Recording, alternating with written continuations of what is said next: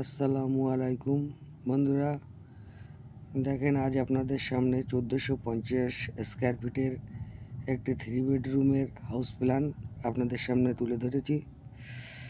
তা বন্ধুরা, এই বিল্ডিংটায় আছে মোট 18টি কলম পিলার। আপনার আড়াসে 29 ফুট 3 ইঞ্চি, এ সাইডে ক্যান্টিলিভার ধরে 33 ফুট 3 ইঞ্চি, পিছনে 40 ফুট 8 ইঞ্চি। তো বন্ধুরা, আমি সামনের দিক দিয়ে বোঝানোর জন্য ঢুকছি। এটা হলো আপনার মেন গেট থেকে এটা আপনার 8 ফুট দূরে একটা কলম দিতে হবে, এর 8 ফুট দূরে একটা কলম দিতে হবে, দিয়ে এটা একটা স্কোয়ার করে নিতে হবে, নিয়ে ক্যান্টিলিভারটা ঠিক এরকমভাবে বাড়াতে হবে রাউন্ড করে করে। তা মেন গেট দিয়ে প্রথমে আমরা ডাইনিং পেয়ে যাচ্ছি। ডাইনিংটা আপনার হচ্ছে 19 ফুট বাই 15 ফুট। ডাইনিং থেকে প্রথম রুমে চলে যাচ্ছি 14 ফুট বাই 12 ফুট। যেহেতু এখনকার রুমগুলো সবাই বড় বড় চাই, এখানে দুটো জানালা আছে, একটা দরজা আছে। দ্বিতীয় রুমে যাচ্ছি, এখানেও 14 ফুট বাই 12 ফুট, এখানেও দুটো জানালা আছে, একটা দরজা আছে। তৃতীয় রুমে যাচ্ছি ডাইনিং থেকে, তাও এখানে দুটো জানালা, একটা দরজা, এটাও 14 ফুট বাই 12 ফুট। আপনারা মন করলে রুমগুলো ছোট করে দিতে পারবেন। এখান থেকে প্যাসেজ থেকে কিচেনে যেতে পারছি। কিচেন হচ্ছে আপনার 9 ফুট বাই 9 ফুট। ওখান থেকে টয়লেট, প্যাসেজ থেকে আবার টয়লেটে যেতে পারছি 9 ফুট বাই 6 ফুট। এখানে মিডিলে আপনার রাউন্ড সিঁড়ি আছে, 11 foot 7 inch by 9 foot 5 inch round সিঁড়ি হবে। এ সাইডে বাইরে বার হওয়ার জায়গা আছে, আপনারা এটা রাখতেও পারেন, না রাখতেও পারেন।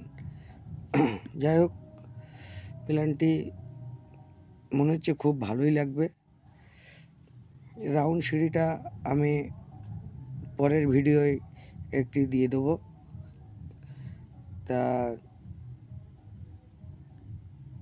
যাই হোক বন্ধুরা, 5 ইঞ্চি ওয়াল হবে, ভিতের গাঁথনিটা 10 ইঞ্চি হবে।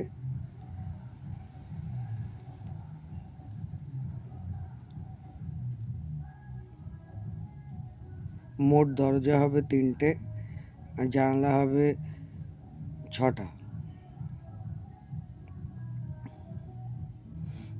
মেন গেটটা রাউন্ড না করলেও চলবে,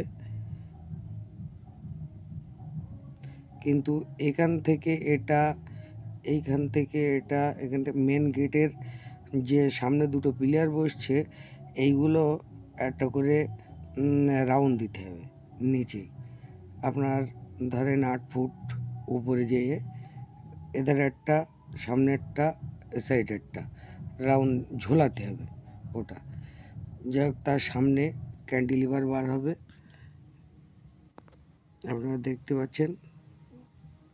ক্যান্টিলিভারটা কিভাবে হবে সেটাও তৈরি করে দেওয়া হয়েছে।